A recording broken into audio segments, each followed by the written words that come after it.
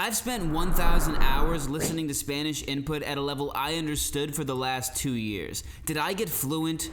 Yes. The Dreaming Spanish system works. It took me from studying for 2 hours a day on Duolingo, getting absolutely nowhere, to having fluent conversations with native speakers in 6 months. But every time I revisit the site and look at the roadmap, I get this feeling that I cheated, because if we click level 4 and we read this bottom piece down here, surprisingly in this phase you learn many common function words that are taught right at the beginning of most language courses.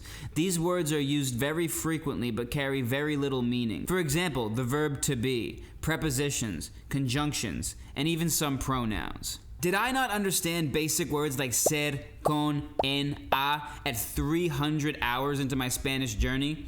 No, I did understand them.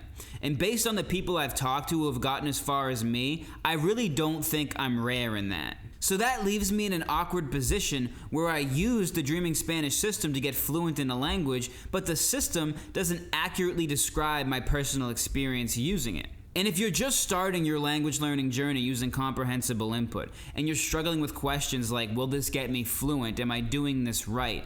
It might help to have the perspective of how the majority of people who actually reached fluency use the Dreaming Spanish system. What's going on, guys? My name's Nick. I'm the creator of Lengualytics and a fluent speaker of the Spanish language. The unspoken reality is that the majority of people who use the Dreaming Spanish system are not doing actual comprehensible input purism. And this is for two reasons. The first reason is that a lot of us already had traditional schooling in Spanish, so we can't avoid knowing some grammar and some direct translations. And the second reason is that doing comprehensible input only without looking up any words or getting any explanations is very, very difficult. We're often told that the comprehensible input method is lazy, and that the purists who only listen and watch authentic content in their target language without any explicit instruction, those people are just too lazy to open a textbook. I think that logic is completely backwards. I think the purists are the most hardcore people of everybody because they spend hundreds or even 1,000 hours listening to their target language without knowing a single direct translation. Remember that even the Dreaming Roadmap says that these people are not going to understand the verb ser until level 4, until 300 hours of comprehensible input. To me, it seems like that level of purism would be suffocatingly ambiguous. Like every time you listen to the language, you'd be trying to traverse through some deep fog where absolutely nothing is clear. I want to be clear that I did learn Spanish using comprehensible input. I'm just saying that total ambiguity, not being 100% certain of anything, that sounds super tiring and super challenging. I came to Spanish already having grammar comprehension. I used ChatGPT to explain things to me that I didn't fully understand. I confirmed my acquisition of words by looking up their direct translations just to see if what I had in my head was actually correct. I never called this study time,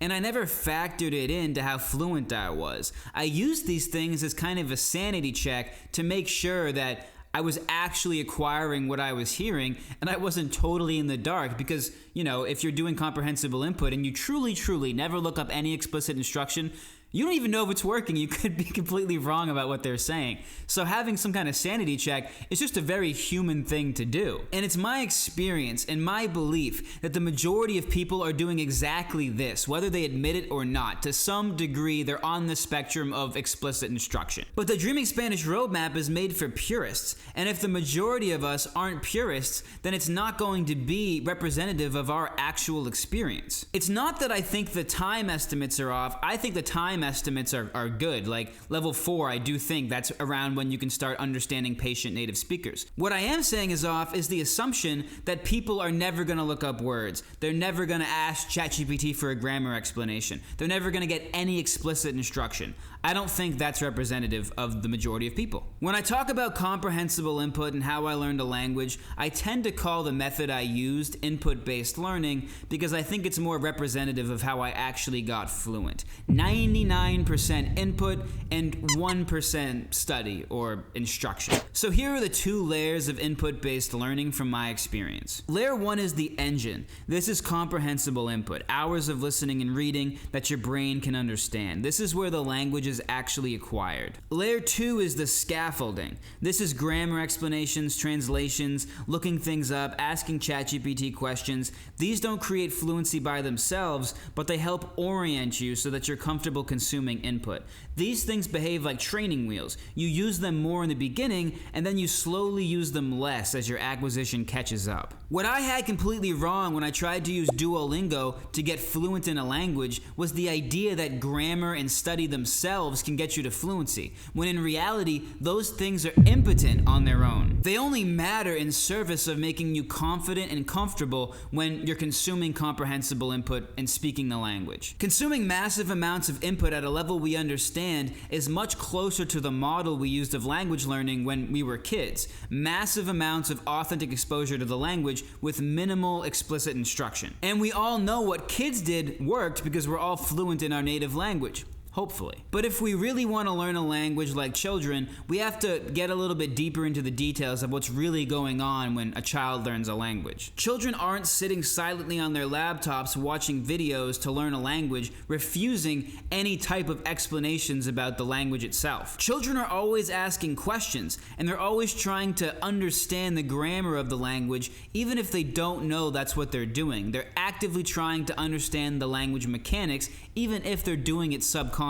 When children start to speak their native language, the mistakes they make are almost always a result of applying rules too aggressively, not ignoring the rules. In English, you'll often hear kids say, "I goed to the park," "I have 2 foots," "she eated it." That means they're understanding the rules. Past tense verbs get ed, plurals get s. They're just applying these rules too liberally because they're not aware of the irregularities of some of the vocab in English. That's not someone actively trying to avoid grammar rules. That's someone who, on some level, has a basic idea of the mechanics of the language they're speaking. So if even children learning through pure immersion are picking up on grammar rules and using them incorrectly, we would expect that an adult would do the same thing, probably even more so because we're already aware of grammar as a concept because we're adults and we understand how languages work better than children do. But I understand why Dreaming Spanish flags the over-reliance on grammar rules, direct translations, and pulling too much from your native language.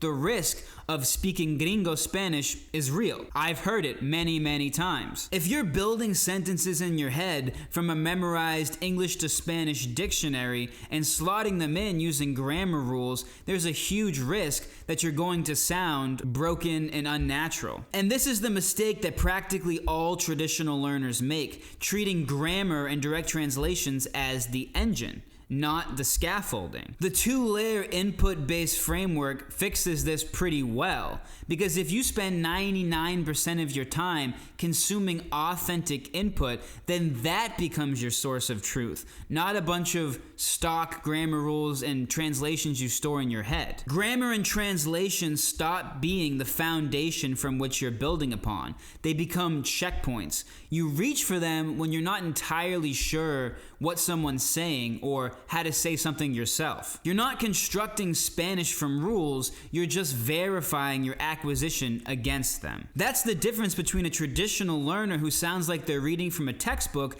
and an input-based learner who sounds like the content they've been consuming. The reality of my language learning these days is it's a lot closer to pure comprehensible input than it was when I started out. But that's because of my level. That's because I feel solid on my feet. In my opinion, in the beginner and intermediate stage, there's no shame in strapping on the training wheels before you ride the bike, just like I did, and just like I think most people are doing, even if they don't say they're doing it. Now is the point in the video where I tell you should check out my best-in-class, user-sourced, comprehensible input library called Lengualytics. So I'm going to do that. You should check out my best-in-class, user-sourced, comprehensible input library called Lengualytics, where you can find tons of comprehensible input at your level, compelling stuff, sourced from all over the internet. And you should also like the video because you've listened this long, and I presume that means you liked it. So thank you for watching, and I'll see you soon.